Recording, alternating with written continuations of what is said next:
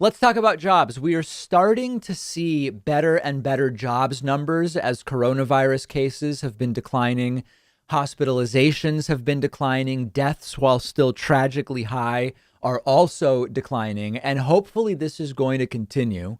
In February, non-farm payrolls went up 379,000, even though the expectation was only 210,000. So the real numbers exceeding the expectations by about 50%, more, in fact.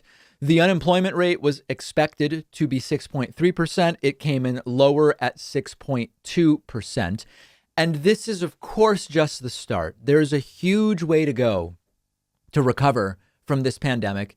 The pandemic is nowhere near over. 2,000 people a day are still dying every day in the United States, although we're starting to point to below those numbers.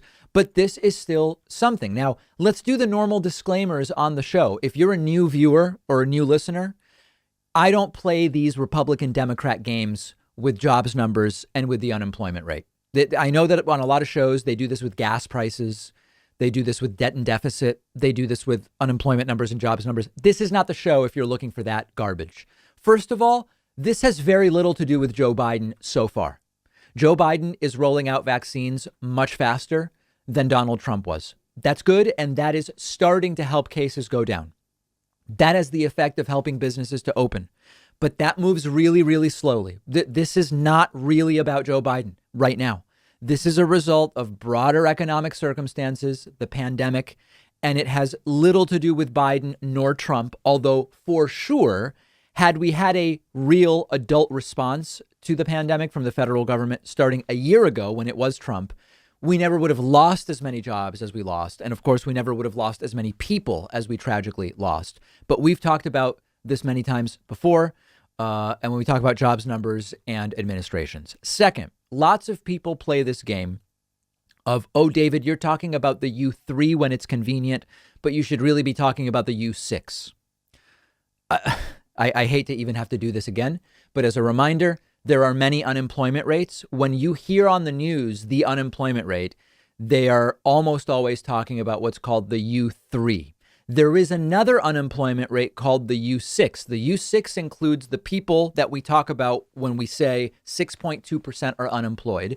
But you add to that discouraged workers. In other words, those who have not found a job, want one, but are discouraged. They're not even looking anymore.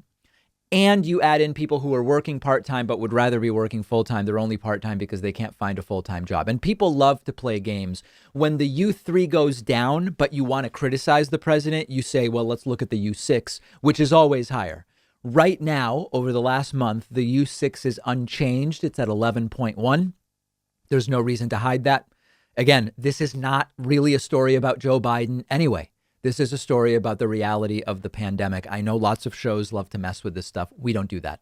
The hospitality industry is still 3.5 million jobs short of where it was a year ago before the pandemic exploded. And if you look at total employment, we have a long way to go. There were more than 152 million jobs before the pandemic. There are now 143 million. We are 9 million jobs short of the pre-pandemic numbers. Despite having more people living in the United States than we did a year ago. Now, another attack on these numbers that's meant to hurt Joe Biden is people saying, well, but David, a lot of these new jobs are part-time jobs. That's true. And there are some unique circumstances right now that explain that. Lots of businesses are slowly reopening. Businesses that have been closed or places that have been reduced, for example, to a restaurant that's takeout only.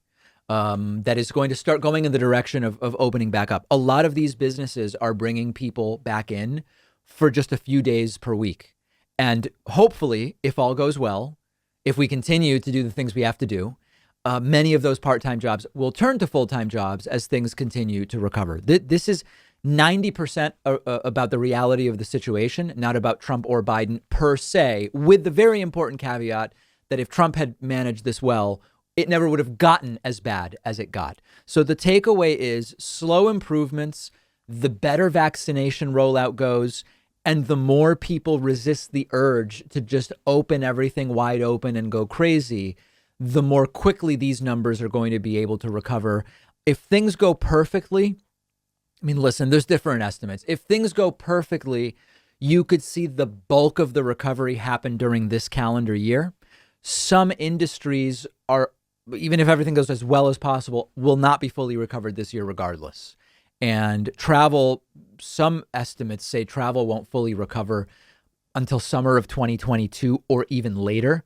I think, things change so quickly that any predictions going so far out are of limited value. But the point is we still have a long road ahead of us. And it's made longer by people like the ones I'm going to talk about next.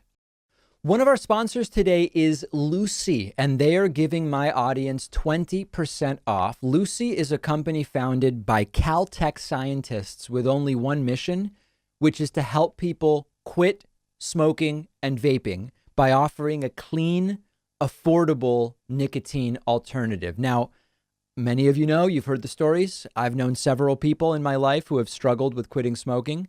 I've seen how difficult it can be.